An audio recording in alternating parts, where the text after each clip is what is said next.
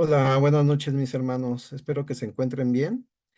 El día de hoy yo les voy a compartir el devocional de esta noche y para eso les quiero compartir la siguiente presentación.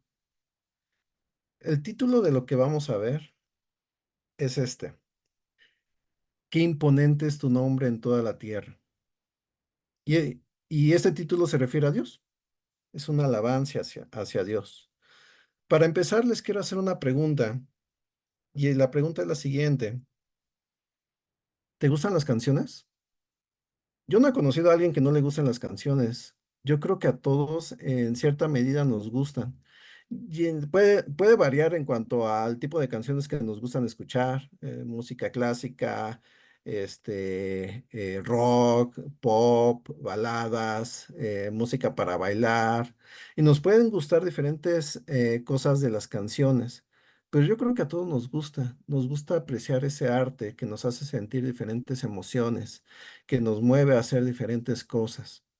Y yo creo que esta es una muestra de quién es Dios. Es una muestra de lo que también Dios nos quiere hacer sentir a través de ese arte. Y esto es evidente porque también a Dios le gusta expresarse mediante el arte. Una muestra de ello son los salmos, que básicamente son canciones con letras poéticas y teológicas. Posiblemente estas canciones en su lenguaje original, que era el hebreo, eh, tenían cierto ritmo, el cual pues se podía seguir, se podía entender y que se fue perdiendo cuando se traducen pues a los idiomas que se traduce la Biblia, en este caso pues el español. Sin embargo, se mantiene la profundidad de esa canción, de la letra de esa canción. Y es lo que vamos a hacer ahorita. Vamos a reflexionar sobre una de estas canciones que le escribió el rey David, quien por cierto era un artista. eh, a él le gustaba hacer varias canciones que pues están en los Salmos y que también pues él era alguien que era músico, tocaba el arpa, entonces tenía esta sensibilidad artística. No solamente eso, sino también podía hacer letras profundas, como es el caso que vamos a ver de esta canción, que es el Salmo 8. Vamos a leerlo. Dice lo siguiente. Oh Señor, soberano nuestro, qué imponente es tu nombre en toda la tierra. Has puesto tu gloria sobre los cielos. Con la alabanza que brota de los labios de los pequeñitos y de los niños de pecho, has construido una fortaleza para silenciar al enemigo y al vengativo. Cuando contemplo tus cielos, obra de tus dedos, la luna y las estrellas que allí fijaste, me pregunto, ¿qué es el hombre para que en él pienses? ¿Qué es el Hijo del hombre para que lo tomes en cuenta? Lo hiciste poco menor que los ángeles y lo coronaste de gloria y de honra. Le diste dominio sobre toda la obra de tus manos. Todo lo pusiste bajo sus pies, todas las ovejas, todos los bueyes, todos los animales del campo, las aves del cielo, los peces del mar y todo lo que surca los senderos del mar. Oh Señor, soberano nuestro, qué imponente es tu nombre en toda la tierra. Esta canción es muy profunda. Y lo que vamos a hacer es lo siguiente, vamos a reflexionar sobre lo que dice esta canción. Es interesante porque David pues era un artista muy destacado y él se basó de una técnica en la poesía hebrea que se llama inclusio para demostrarnos el tema de su canción. En qué consiste en esta técnica? Esta técnica básicamente encierra el tema principal entre dos líneas. La primera y la última. Este tema principal se encuentra y se menciona en esta línea, que es, oh Señor soberano nuestro, qué imponente es tu nombre en toda la tierra. Ese es el tema principal de la canción. Y todas las demás estrofas van a contener este tema, que es la soberanía de Dios, que es lo imponente que es Él en la tierra y también la gloria que Él muestra sobre los cielos. Y sobre este tema, podríamos preguntarnos lo siguiente para reflexionar. ¿Por qué Dios es imponente? ¿Qué es lo que Dios hace para que veamos su poder y gloria? Y en este momento vamos a detenernos un poco y a pensar en lo que Dios ha creado, en lo que Dios hace. Vamos a pensar en, en su poder, en su sabiduría, en cómo el Dios ha hecho, cómo Dios ha hecho su creación tan imponente y que es reflejo de quién es Él. Pensemos en la infinitud del universo, en lo grande que es, que no podemos contar las estrellas ni sabemos hasta dónde llega el universo. Pensemos en la sofisticación del cuerpo humano, en cómo se desarrolla cada uno de los sistemas que componen este cuerpo y cómo se va cómo es la sabiduría del mismo cuerpo. Se cuida de enfermedades, si te cortas, vuelves a sanar, si te enfermas, el sistema inmune está ahí cuidándote para que te recuperes, cómo puedes mover los brazos, las piernas, todo esa perfección Dios la creó, cómo se va también cómo es la sabiduría de Dios a través de la naturaleza, en cómo se forma cada flor, cada planta, cada árbol, cómo hay una integridad entre el sistema natural que pues se va retroalimentando entre sí, que hay también una simetría en cuanto a la forma, hay una belleza en cuanto a cómo está formada cada flor, el número áureo que le da simetría a los objetos naturales. Pensemos también en cómo las leyes físicas se integran entre sí, cómo hay un equilibrio entre las diferentes fuerzas que hay de gravedad, de magnetismo. Vamos, podemos pensar en tantos ejemplos, en cómo Dios también se muestra en el poder de la naturaleza, en las grandes tormentas, en las erupciones de los volcanes, en los animales majestuosos, grandes, imponentes. En eso se muestra Dios.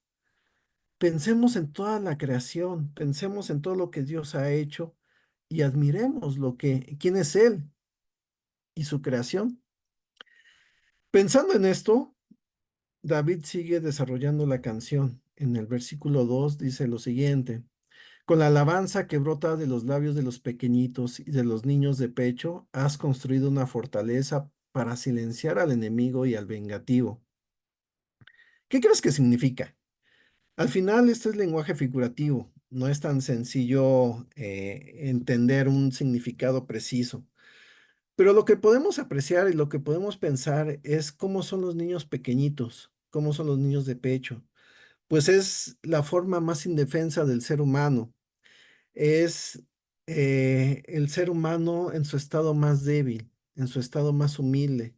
Y a través de lo que dicen ellos, de su balbuceo, de sus palabras que todavía no tienen una forma definida, puede construir fortalezas, puede construir algo del cual podemos protegernos ante los enemigos, ante aquellos que quieren hacer el mal a los hijos de Dios. Pensemos en cómo Dios transforma de algo que es débil a algo que es fuerte y que protege.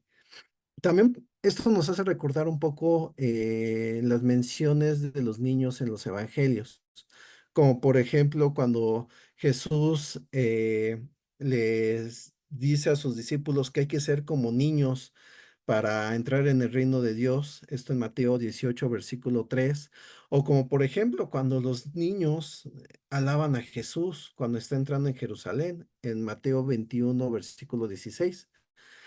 De alguna manera esto nos lleva a pensar cómo Dios usa a aquellos que son pequeños, que son débiles, para mostrar grandes cosas, grandes verdades.